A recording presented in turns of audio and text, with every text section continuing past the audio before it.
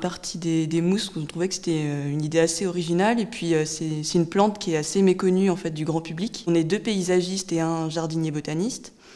Et le jardinier botaniste qui est dans notre équipe connaît des bryophytes, donc des spécialistes des mousses.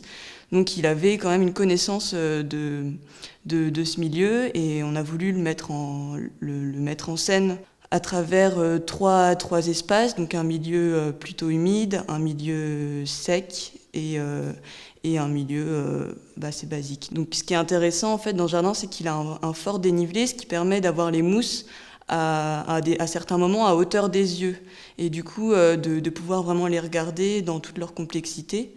En fait, on a 3 coulées dans le jardin avec 3 milieux différents, donc un milieu plutôt acide, un milieu neutre et un milieu basique. Et donc 3 types de mousses différents en fait en fonction des coulées et puis les mousses des milieux humides aussi. L'intérêt aussi, c'était de montrer en fait des mousses qui ne sont pas du tout commercialisées, qu'on trouve nulle part. Donc nous, on est allé vraiment les chercher dans une forêt en Bretagne. On a réussi à ramasser en fait toute la diversité qu'on voulait des mousses de milieux secs, humides, acides, donc qu'on a mis en scène à travers le jardin.